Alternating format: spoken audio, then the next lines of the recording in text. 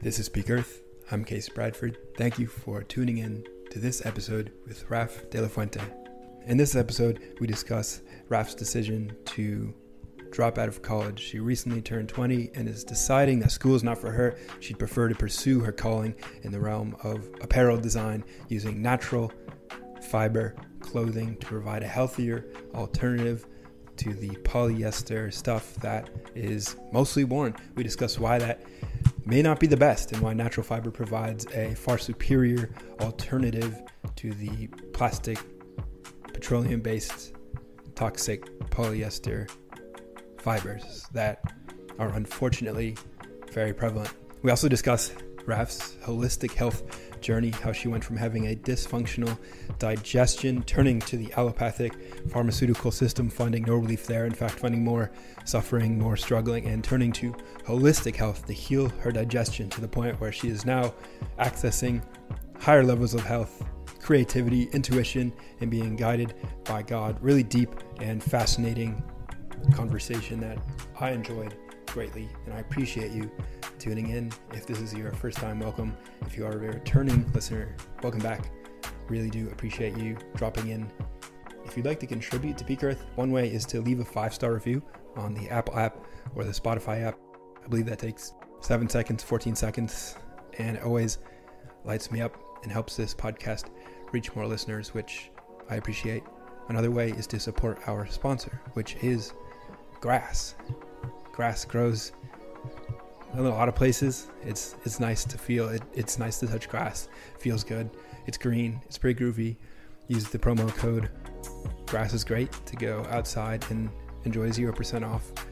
No promo code needed, actually. You could just go outside and appreciate the grass. That's our sponsor for this episode, grass. Thanks for tuning in. Enough rambling from me. I hope you enjoy this episode with Hi, Raf. Case. How are you? I'm doing great. How are you? I'm doing very well. Thank you. And it's exciting to be connected with you, to drop into this conversation. I know you've had an amazing journey so far in life, and you're sharing a lot of your creativity online, and you're having a big impact on people's lives. So I appreciate you, one, being creative and sharing your life online, and then two, taking the time to join me in this conversation. Thank you. I just love sharing everything with everyone. I don't know if it's a good thing or a bad thing, but I'm just kind of an open book with everyone, especially on social media. I think it's super important to be open and vulnerable, especially if you truly want people to connect with you. I think vulnerability is one of the best things you can choose to be able to kind of share your story, share your thoughts on different things, and people will connect better with you. So thank you. Awesome. I agree. And honesty is such an important part of that too. And I wonder where like honesty and vulnerability differ or intersect. How do you perceive sort of the difference between those two things? I don't know. I think being vulnerable in general, it's way more important simply because you're opening up to, you never know like who you're truly opening up to. But I think as long as you're showing vulnerability, I don't mean like showing weakness or like your weakest part of yourself, but I mean just being like truly yourself and being honest about everything, like your thoughts, your point of views, and just sharing your mind. I think that's something that honestly has been working better for me because in the past I was very like closed with everything. Like I would never tell anyone about, I don't know, what I was interested in. I also cared a lot about what people say. Now it's like I will literally tell people anything.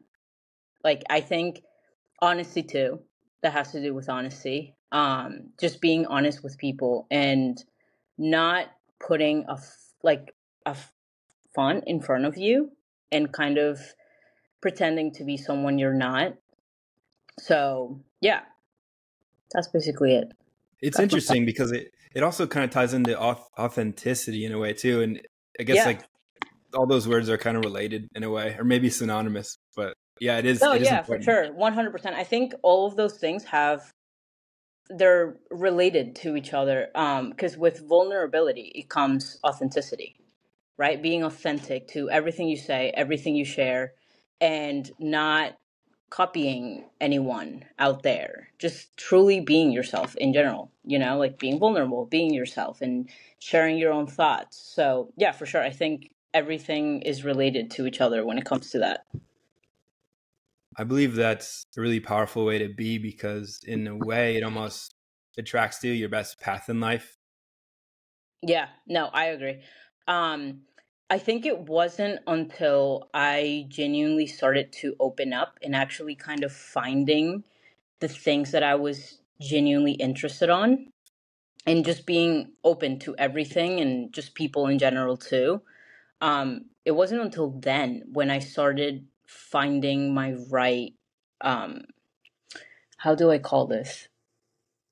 Not environment, or I guess I can call it environment, where like I started to attract just like-minded people and people that would get me, and if they disagreed with something they would just straight out like say it. You know what I mean? So I think just being authentic, honest, vulnerable just kind of helps you out on, like you said, finding your path and also just attracting the right people into your life in general. It's also really important in the realm of creativity and making art. I think Yeah. being honest and vulnerable and authentic, because we don't want someone to create something cookie cutter that's been done a million times before. We want what's unique to you. Yeah, no, 100%. I'm actually reading for the second time this book, what's it called? The Creative Act, A Way of Being. That book is so good, and actually it's so interesting because I was at the beach the other day and I read one of the chapters that has to do with creativity. And I love the way it's written. Like it's so poetic in a way. I don't know if you've ever read the book. No. But literally, dude, you should. It is so good. But while I was reading it, I was having all of these ideas come into my head.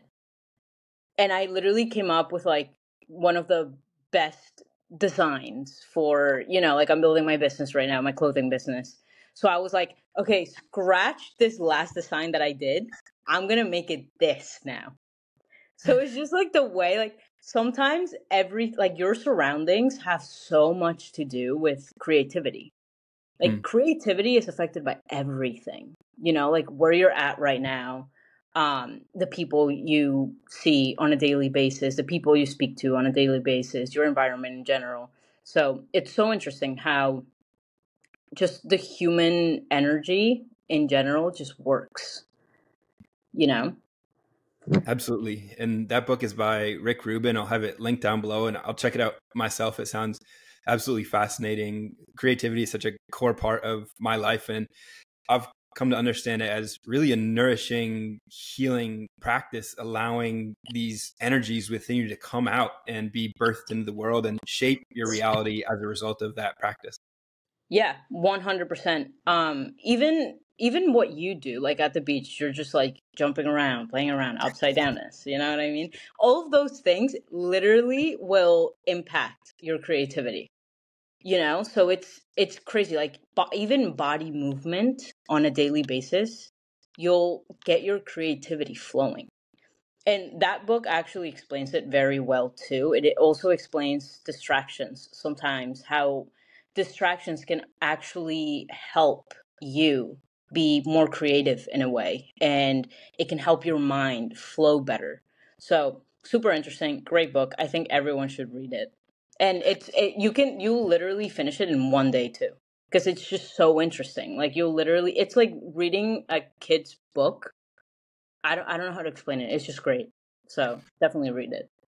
Tremendous. And you mentioned that you are building a clothing brand, and that's where you are applying your creativity or some of your creativity. Would you like to share more about that? I'm curious to learn more. Yeah. So I'll give you a little background story. Ever since I was little, for some reason, I've always hated school. but I think that's also with everyone when they're kids. Like nobody likes school. But I always kind of had this idea that I wanted to do my own thing growing up. Um, I was very stuck to the expectations of other people growing up, especially my parents, especially my mom, because it's your parents, so you obviously want to do things that will make them proud of you. So when it came down to school, it was like one of the biggest stressors in my life. It shouldn't be, but it was. And I think it is for a lot of people. And a lot of people, I think, are just very scared to admit it. I think school takes a lot from everyone. I think it takes your creativity away. I think it takes your free time away, where you should be doing things that help you actually grow and things that you actually love to be able to find yourself. And I think it forces you in general to kind of just immediately choose a path in life where it shouldn't be like that. So I recently, I haven't shared this with anyone, so I'm sharing it here. But I recently came to the idea that, not the idea, but just the just I just didn't want to go to school. I was like, you know what? Like, the only reason why I'm in school is simply because I want to make my parents proud. But why am I like, this sounds horrible, but why am I caring about what my parents want? It's my life. They already have their life. I have to make something out of my life that genuinely will like fill my soul and will make me happy. So I had, the tough conversation with my parents. And that was a little awkward. I was just like, guys, I really don't want to go to school. Like, it's not like I can do it. I can. If I put my mind to it, I really can do it. Right? It's not hard, whatever. But it's just a fact that for me, I think it just takes everything away from me. So that was one of the things that bothered me, because I came to a point last year where I really found what I genuinely wanted to do. Like, I've always knew I wanted to have my own business. I always knew it had to do something with clothing, but I didn't know which direction to go until, I started connecting with people on the holistic, esoteric health thing. Um, and it opened my mind to the idea of, oh my god, natural fabrics. You know what I mean? Like, that's crazy. And I started thinking about the way I grew up, because I didn't grow up in America. I grew up in Peru. So in Peru, one of the biggest things is people wearing wool, linen, and cotton literally all the time. Like, you'll see all of those like type of clothes all around Peru. So I was like, okay, this has to do with my background and also the way I grew up. So I think it would be an amazing idea to kind of just bring it now to fruition. And especially because I'm young, um, I think it's great to get started with all of it. And I just want to help people kind of become aware of the problem that, we have right now, which is synthetic clothing, and the problem that it causes with hormones and also the environment. Like, it's crazy to even think about. Like, it's not even just causing problems with our health, but also our entire planet, which is insane. It's mind blowing. You know what I mean? Like, we literally wash clothes, and all of these toxins and chemicals are literally going into our air, and we're breathing them. Like, that's insane. And I think people are also becoming more aware of it now. And I think we need more businesses that have to do with clothing and kind of share that awareness and knowledge and wisdom about all of that type of, uh, toxic chemicals and clothing and synthetic and all of those things. So, yeah, I'm super excited. I think when it comes to clothing, I'm very, very, very creative. I've always loved to dress up, even as a kid. Like, I would take the weirdest pair of pants and pair them with like a shirt that didn't even go with them. But I don't know. My mom would just let me embarrass myself like that. But, it's always been there. Awesome. And for folks listening, you mentioned that you're young and you're in school. Could you elaborate? Because most of the other people on this podcast are a little bit older, more established in their careers, but you're much more earlier on. Yeah. Well, I was studying for business. And sadly, when it comes to studying for business, they mostly teach you things that are based on textbooks. And that's something that I don't like, because nowadays it's just everything is in a computer. They don't even teach you that. So that's one of the things that really bothered me. It's like I've always loved the whole business world and idea of it, but I hated the way they would teach it to you. And most of the time you see, like professors that teach about business, et cetera, et cetera. You ask them their experience in business, they have none, zero. So why am I sitting in a classroom with people that aren't even experienced on what I want to do and the path I want to take? So, being young, I don't know what's going to happen with school. Right now, I just know I'm not coming back. And I have felt 10 times better. And it's crazy because I'm not the only one that notices. Literally everyone around me noticed it too. They're like, Raf, you literally look so much different. My last semester ended, like a month ago or 2 weeks ago. And literally a month before that, I was literally like, Case, I'm not even kidding. I literally was not eating. My hair was falling out. I was eating healthy. Like literally I was eating super good. My habits were good, but still, like I was breaking out. Like I had a horrible breakout on my face. And I was so frustrated because I was like, why is my body reacting like this? And it was all because of stress. Because of stress that was basically coming from one, school, and two, the fact that my mind and my heart kept telling me like this is not what you want, and I was also scared. Like fear will literally mess you up, and I was very scared to tell my parents, hey, I don't want to go to school. Like, stop paying for school. Like, I really don't want to do this. And it's risky. It's a very risky decision because, people think that you need school and you need that piece of paper that says that you went to school and that you are successful, basically, to be able to get into jobs. But, I want my own business. I think risking everything is a good thing and getting yourself uncomfortable. And that's what I did. I feel 10 times better. Building the business is super stressful. I will say that. There are literally days where I want to jump off the window really bad. But that stress that comes from something that I love doing actually is what pushes me to do better and actually learn and grow.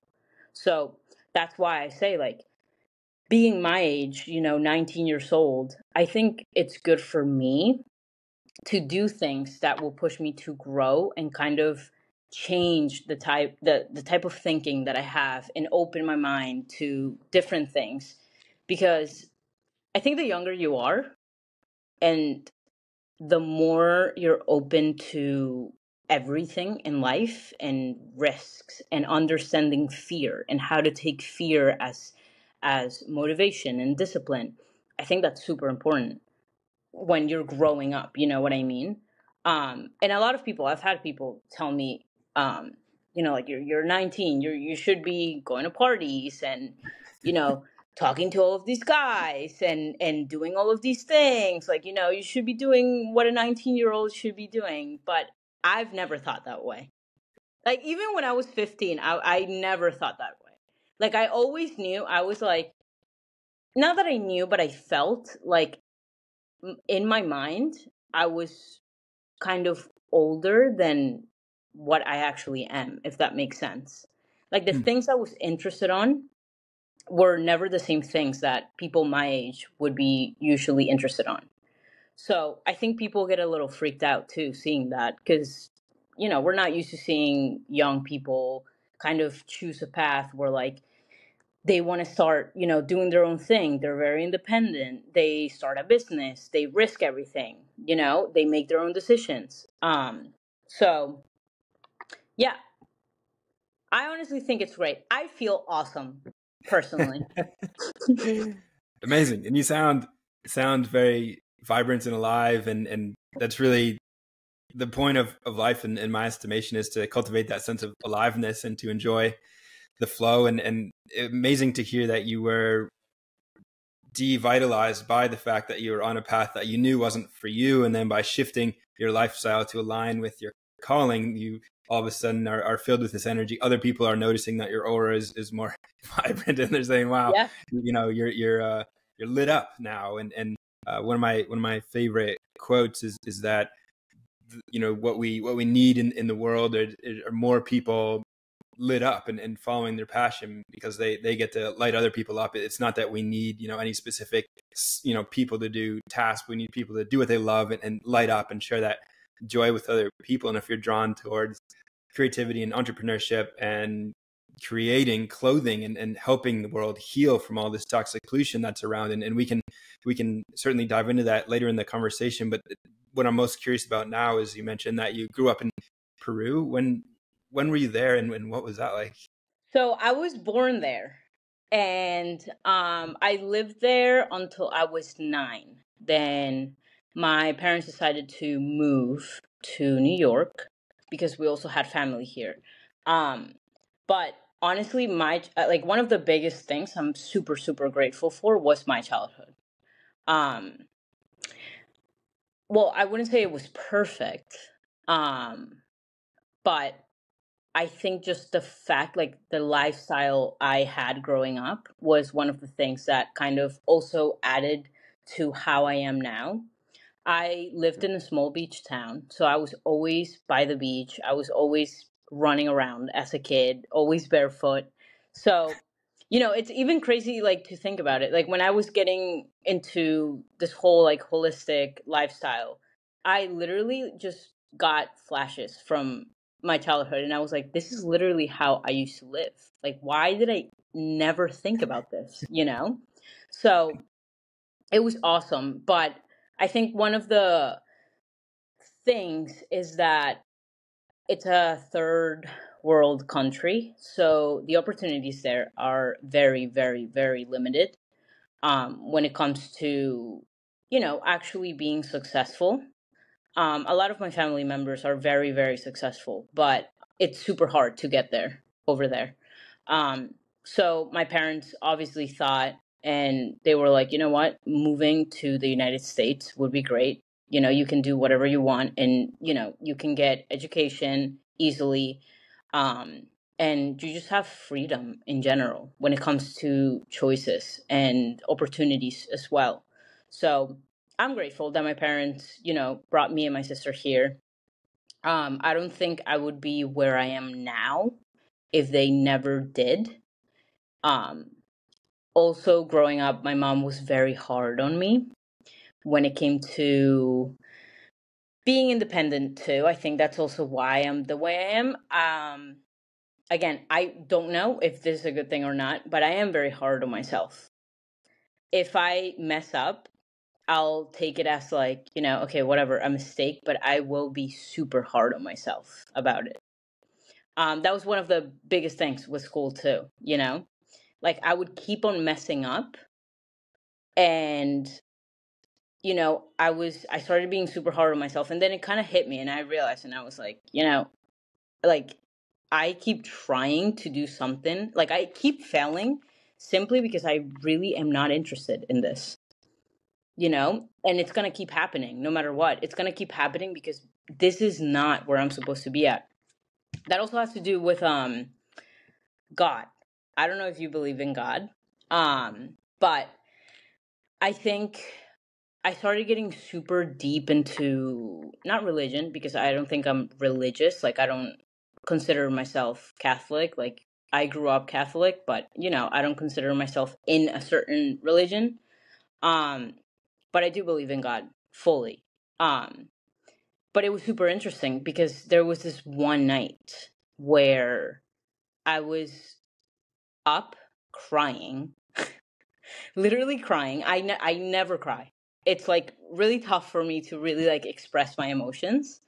Um, I'm still working on that, but I was just super scared. And I literally kept just praying and asking God, like, please, please, please, like, guide me. I really don't know what to do. Like, I want this, but this is keeping me from making this decision. Like, what do I do? And I remember I started flipping through this one book I have. It's like a Bible study book, and it basically tells you stories about the Bible, but in a very easy way to actually understand them. And then at the end, it tells you the lesson you're supposed to get out of them. So it's a super cool book. And I literally just opened it. And I remember asking, I was like, please give me an answer. Like, I need an answer. Like, talk to me. I opened the book immediately, this like story about Jesus. And the lesson out of it was that Jesus never cared about people's expectations. He would always go against them. Always, all the time. And he changed a lot of people's lives. You know what I mean? So I kind of took that as like my little, all right, like I got to make this decision. Like I really have to, like I took it as a sign. Um, but yeah. Beautiful. Yeah, it is a powerful story that illuminates something you went through, which sounds like it was a dark night of the soul, and you turned to this misunderstood, mysterious force out there that some Mm-hmm. have called God and chosen to embrace and are able to uplift their lives through the embrace of that invisible power. And others say, no, that doesn't exist, and they choose not to embrace it. And I think either person is right. Whatever they choose to believe seems Yeah. to be the reality. And it's so amazing and wonderful that you were able to tap into that at a time of deep despair and find some light and guidance in that you were able to now use as an anchor to shift the direction of your life and go towards your dreams. Yeah, no, for sure. It's honestly a very tough thing now. Because a lot of people have different views on it. It's like, no, like I don't believe in God. I don't think there is a God. Then there are people out there that are like, I believe in the universe. Then people out there that I believe in God. So it's super confusing. Also science too. It kind of messes you up a little bit when it comes to speaking about those type of, spiritual things. Um but it's honestly, for me, it's definitely been a super cool and eye-opening journey. Being able to try to fully understand the story with, like Jesus, and reading the Bible every night. And, I think everyone, as human beings, we need to believe in something for us to be able to make decisions in life, or follow the right path. Because without believing in something, for example, there are people out there that don't believe in God, but they believe in evil. But it doesn't make sense, because if you believe in evil, there's no evil without good. So there has to be a balance. That's why I also don't like to push it towards people. I think that's very disrespectful. That's why I'm very open with everyone. Like, you believe in the universe, that's so, honestly. Like, you don't believe in nothing. All right, like, okay, like that makes sense on why you wouldn't really believe in anything, because of the world we live in. Um, but yeah, it's honestly such a beautiful journey that I've been in too, because it's been truly helping me have peace. There has to be something out there, because there have been times where I, for example, one night I was driving and I was listening to a song and I was just talking out loud, like I was talking to someone. but my intent was talking to God. And I just started bawling my eyes out with no reason at all. But I just felt this, I don't know how to explain it. Like I just felt something and I just started crying. And then I started laughing. And it's happened multiple times because it's so funny. Like, why am I crying? Like, what is it that made me feel like this? Like, it's just an energy that you feel through your entire body, just like literally flowing. So it's super cool. Super, super, super cool. Absolutely. And being human, you know, our experience in this life is a trip because we do have these interactions with different energies and different thought streams in our minds. Intuition is a great example of this. And I think everyone has had some experience with that small, still voice, that inner guidance, that deep wisdom within us. It's been a major aspect of my life. And one way of understanding that is seeing that as God speaking through us. You know, that's our connection with God, and we all have that within us. So, and another way of understanding this is looking at creativity. Where does beautiful art come from?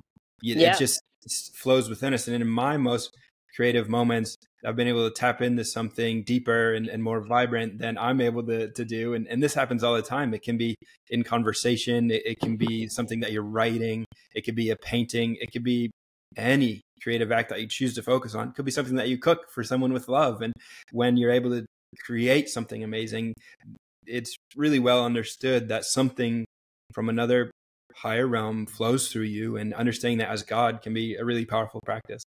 Yeah, no, for sure. One of the biggest things I kind of realized in a way, is you have your subconscious and then you have your conscious mind, right? Your conscious mind is here. Like that's me talking to you right now. But my subconscious is just deep in my mind right now. But where does creativity come from? And intuition. Usually your subconscious, right? But the way I see it is that your subconscious is interlinked with whatever higher power there is out there. And that's why sometimes when it comes to doing something, for example, right? Your conscious can tell you, yeah, do it. But then immediately your intuition is like, no, don't do that. So whatever is going against you, like what you're thinking, your conscious mind, your decision, I always, always, always think, okay, that's not me speaking to myself. That's something else talking to me and telling me that you don't want this, or you want this, or do this, you know? So it's super interesting. Like understanding those two things kind of help you genuinely understand creativity and your intuition as well, and kind of flow better with it. That's one of the biggest things that I have been kind of noticing now. I try to listen to my intuition way more than I used to before, and kind of just let it flow through me. Because, the more I flow with my intuition, with my intuitive feelings and intuitive thoughts that I get, I feel like I make better decisions. And I think better too, which is super interesting. So, very interesting topic. Like, I honestly have no explanation to it, but it's super, super, super cool.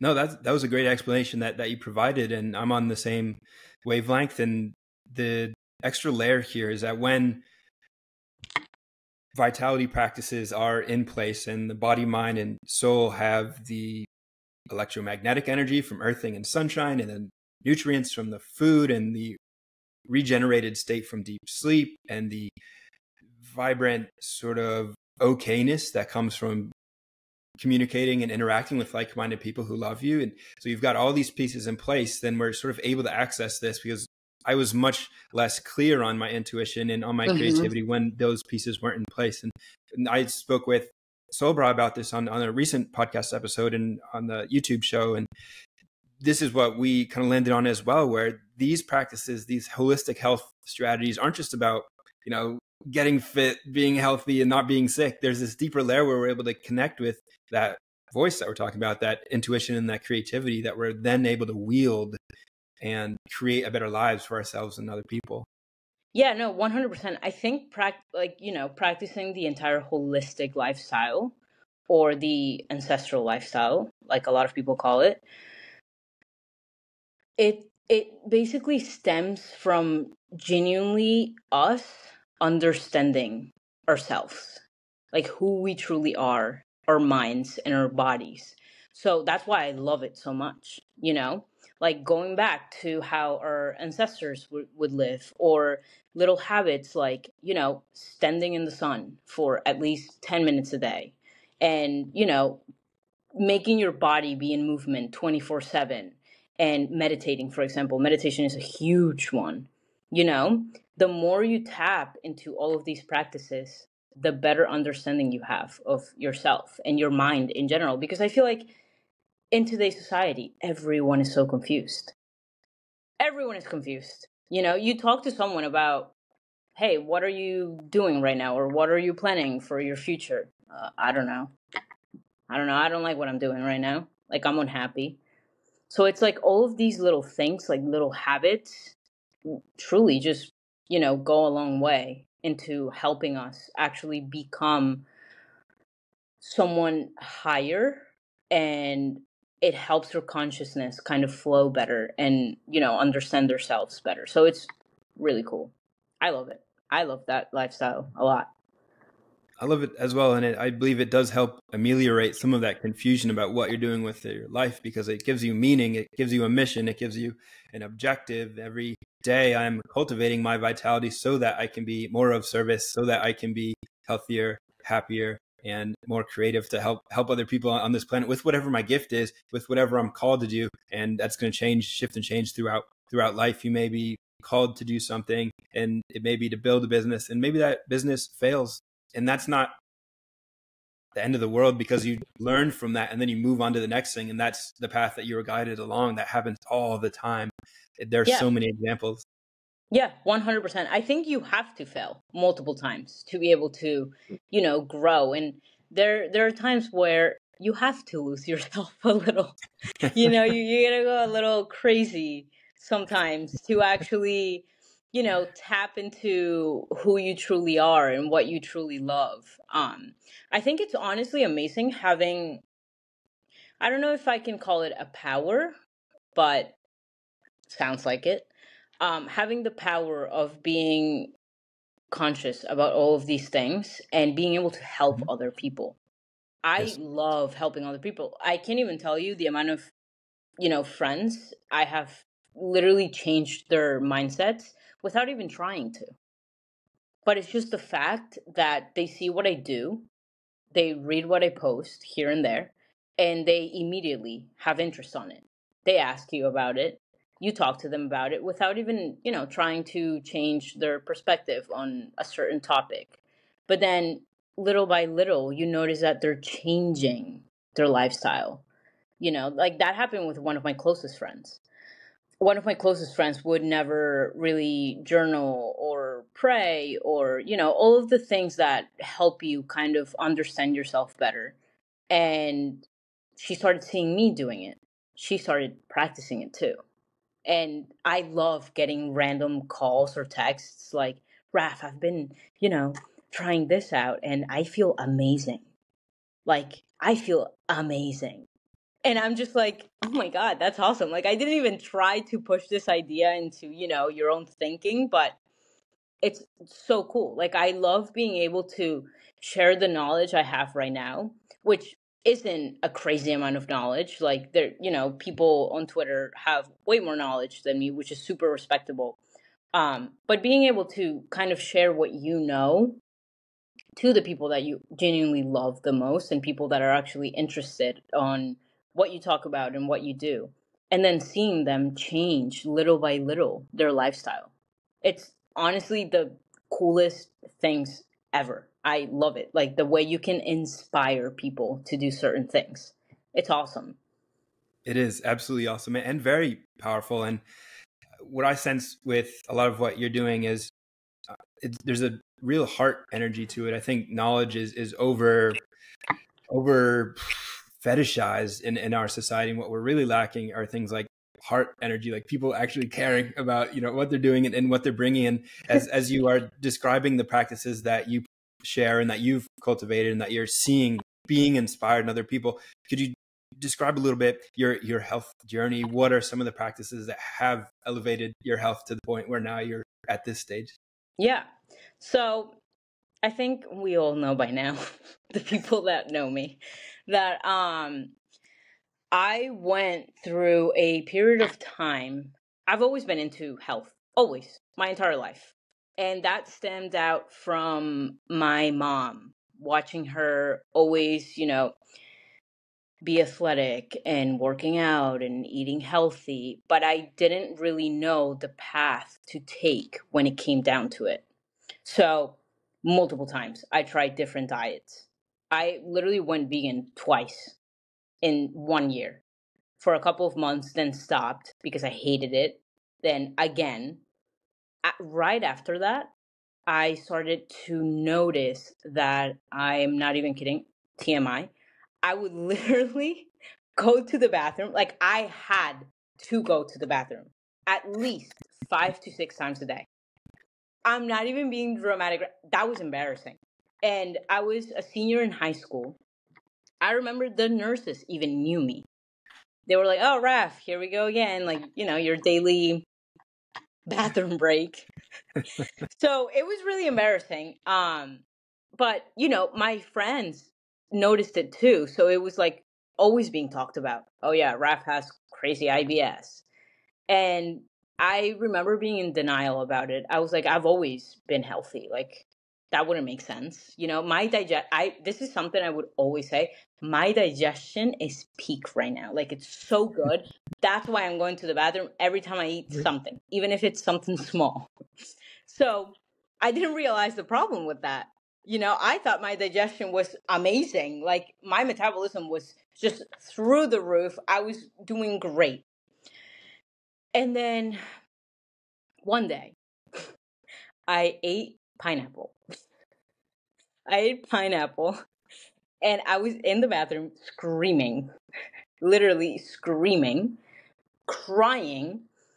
And I remember the door was locked. So my mom was literally on the door, like knocking. She was like, "What? Like, are you okay?" Because it literally, like, I felt like I was about to like die or something. Because my stomach, like my gut, it just felt like there was something in it that was just like breaking apart my organs or stomach, whatever it was.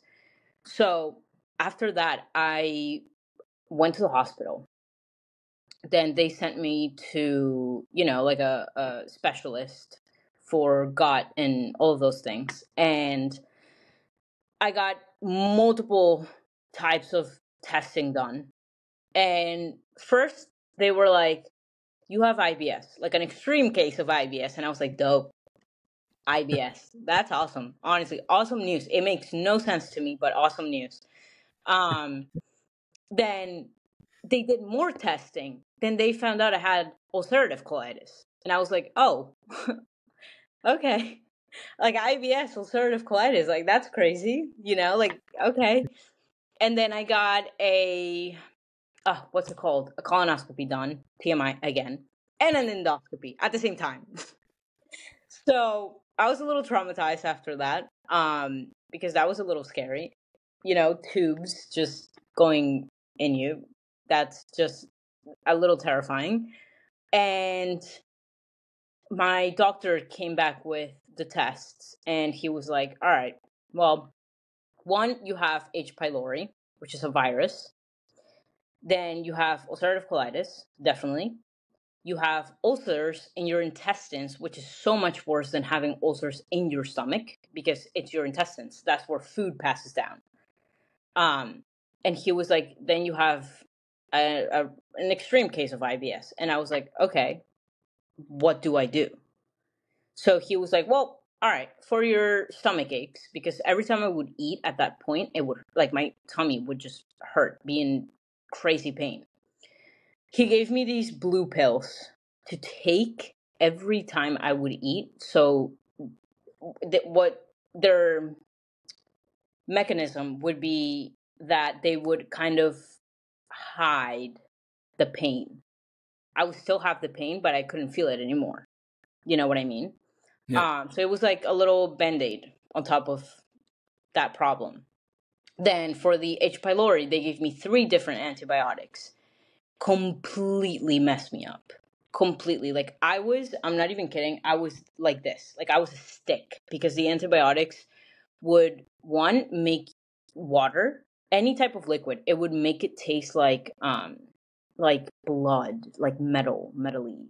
It was weird. So I hated drinking liquids. I was super dehydrated. They would take away your entire hunger. I was not hungry at all. Like, or every time I would try to eat, because my mom would obviously force me to eat because I had to, I would throw up. So it was horrible. Then out of nowhere, I, like a week into taking the antibiotics, I got an what's it called? An allergic reaction to them. So that was awesome. I went to the hospital and they were just in shock. They were like, okay, this is a really weird case of, like just gut problems. Like, she's allergic to the antibiotics. Um, she's lost so much weight. I think I lost 10 pounds in a month.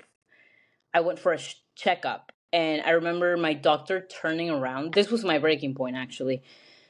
My doctor turned around to my mom, and she was like, your daughter has an eating disorder. And my mom just laughed because my mom knew what was going on. And I literally, when I tell you, because I've had, eating disorders in the past. So when people say things like that, it kind of affects you a little, because you're like, that's not funny. Like, dude, really? Really? So I remember I looked at my doctor and I was like, I don't have an eating disorder. What I have is IBS, ulcerative colitis. Every time I try to eat, I can't, digest the food.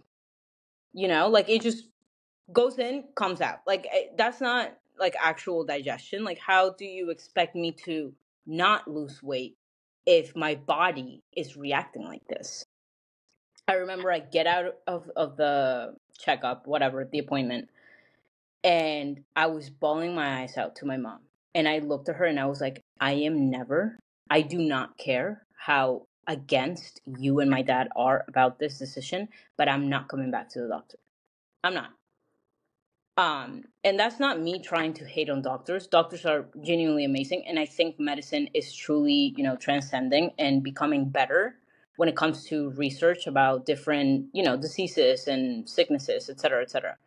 But when it comes to gut problems, a lot of people that have gone through gut problems, doctors never actually fixed their problems. They did it themselves. So I was just really overwhelmed. I was frustrated. And I was like, you know what? I'm going to figure this out on my own. So that's when kind of the little rabbit hole of researching about all of these things that I had and diets and all of those things. So, I started implementing food, like actual food, little by little. I remember my go-to meal was rice, salmon, avocado, and then olive oil. I didn't realize that olive oil is actually amazing for ulcerative colitis. Like it literally gets rid of it, like it cures it. So my stomach started getting better. Then I started getting into the holistic stuff. I started implementing raw milk because I was lactose intolerant, sorry. My lactose intolerance literally disappeared. Like right now I could literally chug pasteurized milk and I will not end up in the bathroom. Like I'll be totally okay, which is weird. It's so funny. Then I started eating steak. I think with steak, when it came to red meat, I started eating it little by little. Like I would eat it once a week, then I would eat it twice a week, until at some point I started eating it every single day. Same thing with like liver, you know. Um, so yeah, I mean, it was awesome. It honestly, everything, like I think my gut issues stemmed out from the fact that for years I kept changing my diet. So when you don't let your body just, if you don't choose a type of lifestyle, then your gut is going to get messed up. You know what I mean? Like going from a low carb diet, then going from a high carb diet, then no sugar, like no fruit, nothing, keto, all of those things, being vegan, eating so much soy because you're a vegan. So everything is literally made out of soy. So changing all of those things, it's like your gut doesn't even know what to do anymore. Like your gut is like, okay, like what? I can't digest this. Like I don't know how to digest this. Um, and also it was the fact that your body doesn't really know how to digest very processed foods at all. It doesn't, because we're not built to digest things like that. You know what I mean? Like fast food, even like protein bars, protein powder. I would drink protein powder all the time, pre-workout. Your body literally does not know how to break those things down. So you're basically just playing with fire at that point. And that's what I did for years. So my gut, at some point, it just tear down. And then I had to rebuild my health and genuinely like understanding what the holistic path was and how our ancestors ate before and how we're technically supposed to eat. A lot of people go vegan simply because of religion, for example, right? They say, in the Bible, God says it's wrong to eat animals. It literally never says that. So I don't know why people choose that. And some people simply are vegans because they feel bad for animals, which is stupid. Because animals, if you see life in general, right? Animals eat other animals. That's how it's meant to be. And humans, for years, centuries, we've been eating animals. So coming to a decision to cut all of these things down, it's like, why are we doing that if we're not meant to, live like this? Like we're meant to eat animals. We're meant to eat, chicken, red meat, liver, cow heart, and, like eggs and all of these things. Like, why do we have to cut them off for diet? So that was one of my biggest things too, just kind of going back to history and learning how, our biology in general, how our body is actually built and what it's used to and what it can actually, digest and what it can't digest. So yeah, I mean, it was a very painful journey, but I'm always super grateful for it because, I wouldn't be here if it wasn't for that and all of those issues that I went through. Like now I have literally none, zero. And my friends that actually have stomach issues, they just ask me like, how? And I'm like, dude, just change your lifestyle. It's really not that hard. I think people make it difficult for themselves, which is the sad part. But yeah, it's simply just changing your habits, lifestyle, and also just seeking wisdom and knowledge about the human body, and our biology, history, everything, all of those things. So, yeah. Beautiful. And I had a similar experience eating a plant-based diet that messed me up mentally and physically. And then when I realigned back towards a more nourishing ancestral eating pattern, really became much more vital and happy and healthy.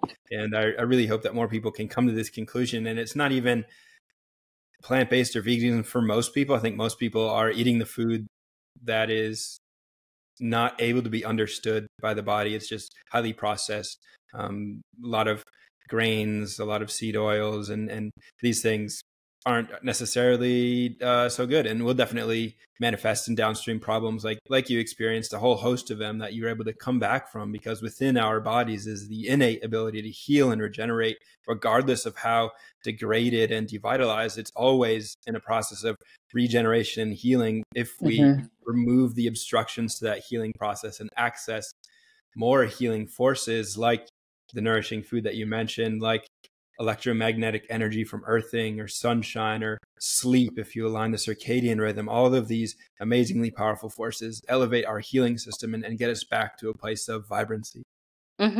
Yeah. And I think it's hard for a lot of people to understand too. For example, my sister's husband, he has always been eating fast food ever since he was little, all the time. So you would think, oh, he's obese because it's fast food. What does it do? It causes obesity. But no, he's literally a stick. But then, I remember I told my sister and I was like, okay, you tell me he eats, chips as breakfast. Literally, I'm not even joking. Um, you're telling me he eats fast food all the time, like McDonald's. I'm not kidding. Again, pizza all the time. And I was like, he's skinny, but that doesn't mean anything. Nothing.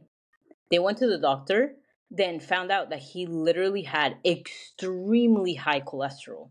But obviously, it's not the good cholesterol that, for example, I could have high cholesterol, but the good one, right? Which is what's it called? HDL, I'm pretty sure. And then he had LDL. But it just, sometimes people say, I can eat all of this processed food because I have a super high metabolism. One of my friends, for example, has a super high metabolism, can eat processed foods. She cannot gain weight. And then I was like, okay, do you have a hyperthyroid? And she was like, yeah.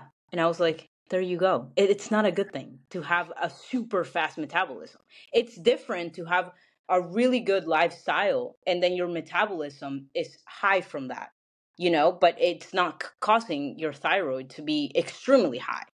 So it's just all of these things that people see as a good thing, like really high metabolism and I'm skinny, I can't gain weight. That means I'm healthy. It's like, no, you gotta look at, blood work and everything that's genuinely going on inside of your body, not outside. Your physical body, literally, like how you look, doesn't mean anything. You can see the most beautiful, skinny, fit girl, and then you see her blood panel and like everything is just completely like ruined. Like her thyroid is horrible, her metabolism is horrible, you know what I mean, her cholesterol and all of those things. So it's just, I think people just have the wrong idea of healthy now in general. Absolutely. And especially for women, it must be extra difficult because there's so many more pressures and also so many more toxic additives or products that are being sort of sold to women, whether it's makeup, a lot of tampons, birth control. And one of them that I know you're very passionate about is polyester, which is Yeah. a fabric that is used to create a lot of form-fitting clothing, which is really popular for men and women. But as a woman, you'll know a lot more about this from the feminine angle. And I'm curious what your perception is of that and how that has changed over time. Yeah. So I never really realized the effect on polyester. Especially when it came down to like gym clothes, for example. I think it's super hard even now. Like I will be completely honest. I think 90% of my closet is full cotton. Like right now I'm wearing all cotton, 100% cotton. And that's me every single day, wearing cotton, cotton, cotton, or linen, either one. Wool I cannot wear, it's hot. I would die. I would just start hyperventilating out of nowhere. Um, but when it comes to gym clothes, for example, it is so hard. Like I can't even. I have my Renaissance shorts. I love them, and I wear them all the time, literally all the time. But I can't wear them to the gym because of what I do. I do now. Right now, I do a lot of hybrid training. So it's like sprinting, then tire flips, and doing things that require me to be moving and my legs and everything. So it's like I can't wear those because if I do, I literally wore them once and I almost flashed people. So they're great for like a day-to-day like basis, whatever, but the problem is that they're not tight, right? For like fitness things, like to be able to run and do the kettlebells, for example, like for the kettlebells. I'm literally just like putting a leg up and throwing the kettlebell. So it's like, dude, if I did that with those shorts, like people would be like, whoa, you know? So it's tough. So the other 10% of my clothes is, you know, like actual gym clothes, like shorts, you know, which sucks. But, you know, you need to work with what you have sometimes. But I do wear cotton all the time. And I think polyester, I mean, we all know by now, polyester is one of the most toxic synthetic fabrics out there. And it also has to do with the frequency of it too. If you see the human body, right, our frequency is around 100. It doesn't lower. And cotton is around 110 megahertz. Then wool and linen is around 5,000 megahertz. So obviously, if we wear those fabrics, our frequency is going to be aligned, right? So it's going to be balanced. But if we wear things like polyester that have around 15 to 10 megahertz as frequency, then what's going to happen? Our frequency is going to lower, which is bad. It's horrible. A lot of people don't believe in frequency, which is crazy because there are literally there's science to it and there are studies on it, and they explain everything, how they take the frequency and everything. A lot of people are just very close-minded and they're in denial. It's okay. I think we were all in denial once. But it's insane how it works, and especially for women and even men. You know, for men, it lowers your testosterone level, and also I think it lowers your sperm count as well, which is horrible because that means your fertility is just, you know, and for women, it just messes up your hormones. So all of these synthetic fabrics are just huge endocrine disruptors. It's insane.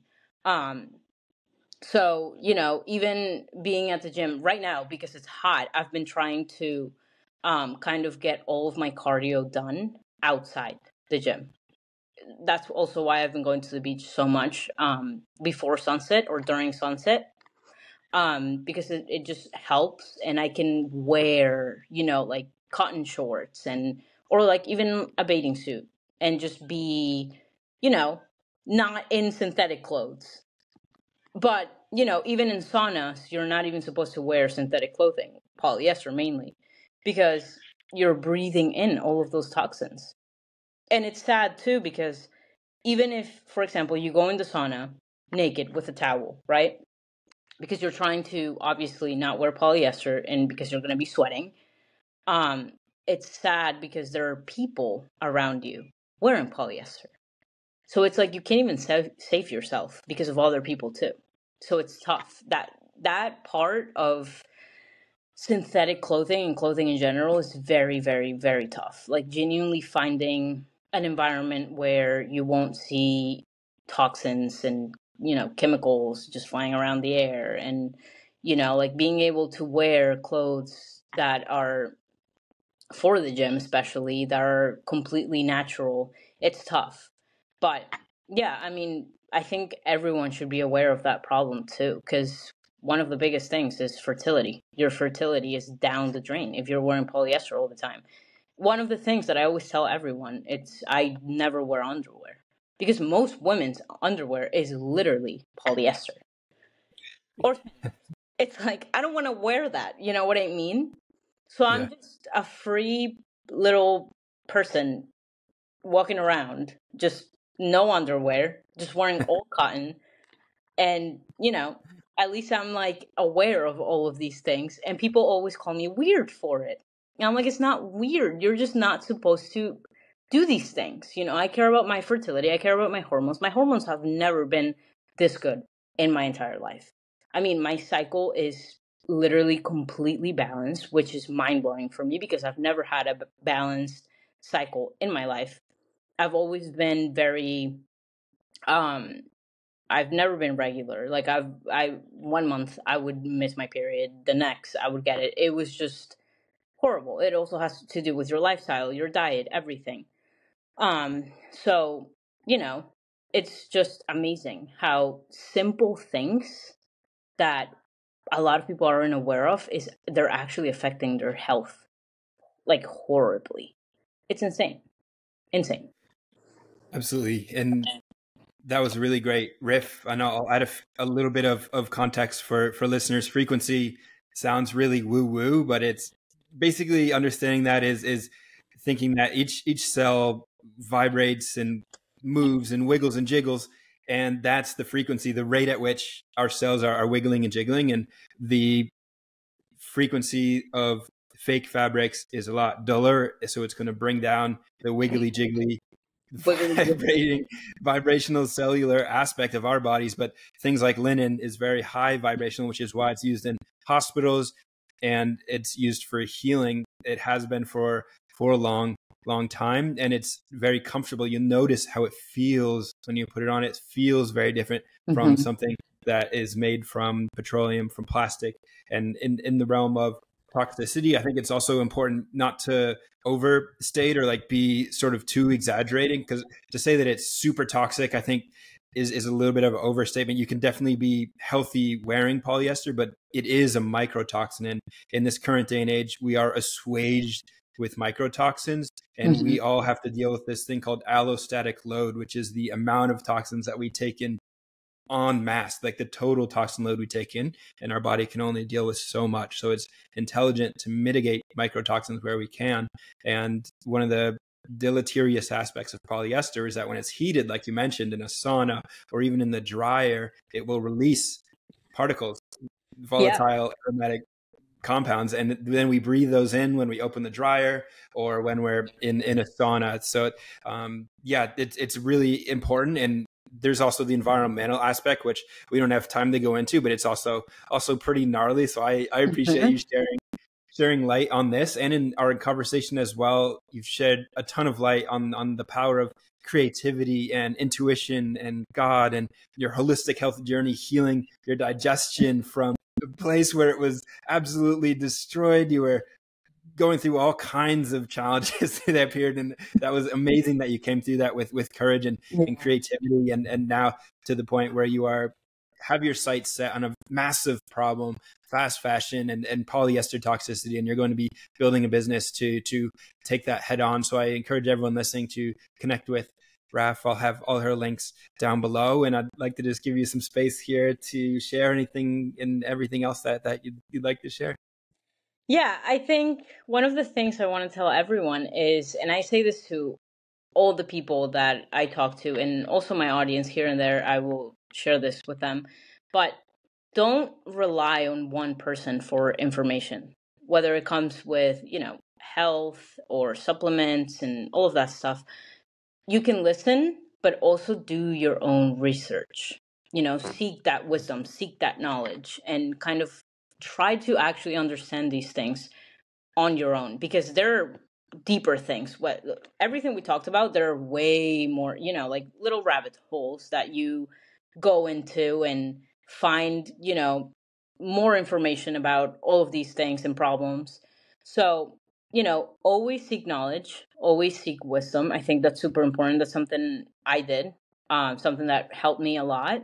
That's why I see a lot of people on Twitter kind of Peters, for example, they stick to the repeat diet. That's it.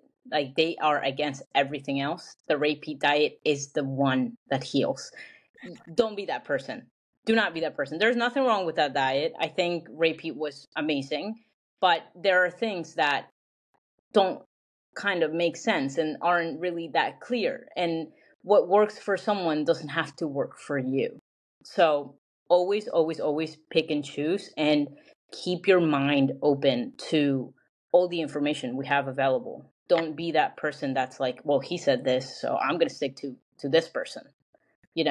Always be the one that's like, well, actually I heard, about this.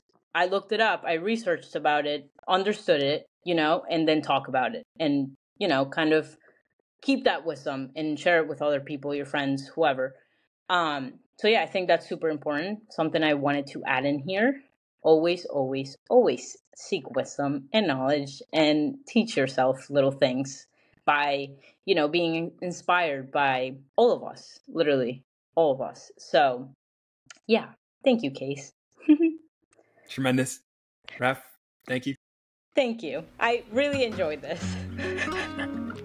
I'm going to be doing some upside downness later again. Awesome. Yep. Well, enjoy. Thank you.